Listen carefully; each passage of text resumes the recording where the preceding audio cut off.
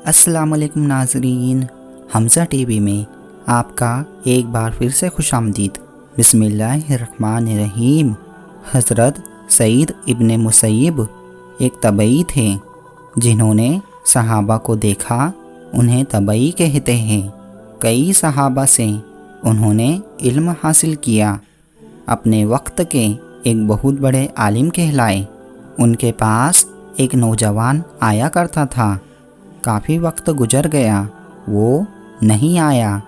फिर एक दिन वो आया तो हज़रत सईद इब्ने मुसैयब ने ना आने की वजह पूछी तो नौजवान ने कहा, मेरी बीवी का इंतकाल हो गया था, इसलिए मैं हाजिर नहीं हो सका।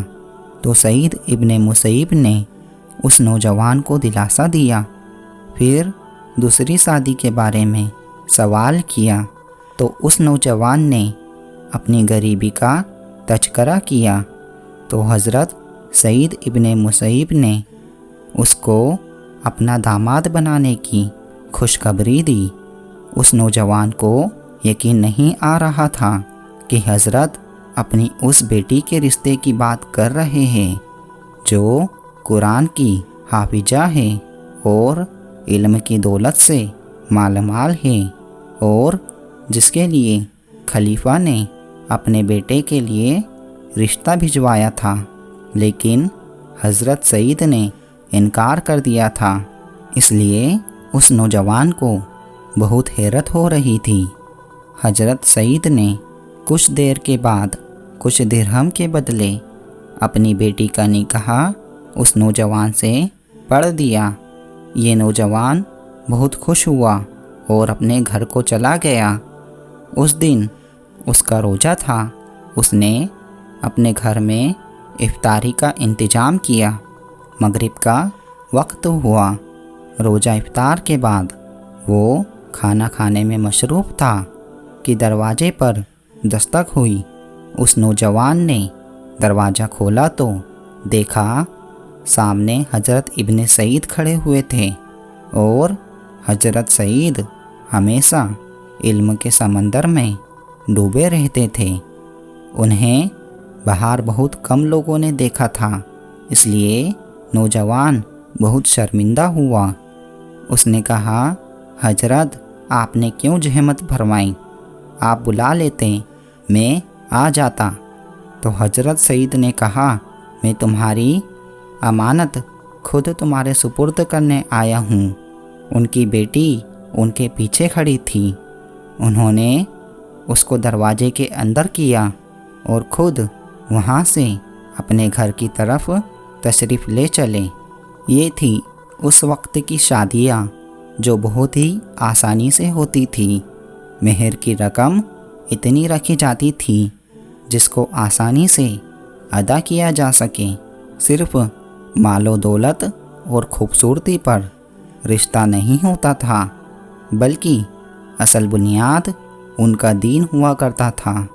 हज़रत सईद ने मालो दौलत नहीं देखी और ना ही खूबसूरती देखी, बल्कि उन्होंने देखा कि ये नौजवान बड़ा दीनदार है, इसलिए अपनी बेटी का रिश्ता कर दिया।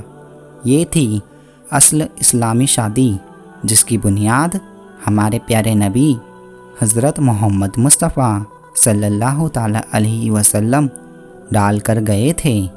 लेकिन जैसे जैसे वक्त गुजरता रहा, शादियों में सादगी ख़त्म हो गई और दिखावा बढ़ने लगा और एक आसान काम मुश्किल हो गया।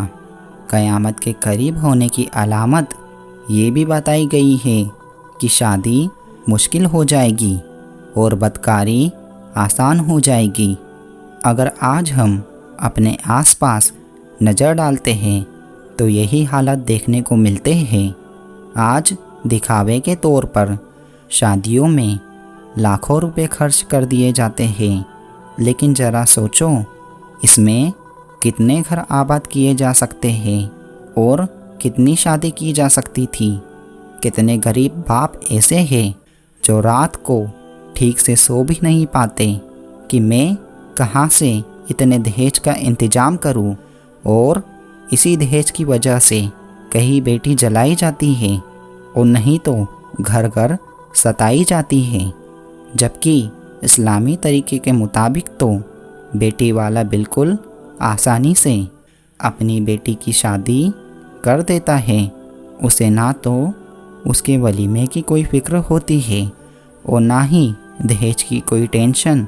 वो अपनी बेटी को जहमत ना समझता बल्कि अल्लाह की रहमत समझता।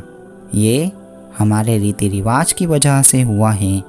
आइए शादी में सादगी को अपनाएं और दिखावे को कम कर दें। जो रकम बचे उससे किसी गरीब की बेटी के लिए इंतजाम कर दें और यही आपको दुनिया और आखिरत में काम आने वाला है। शादियों में दिखावा ना करें।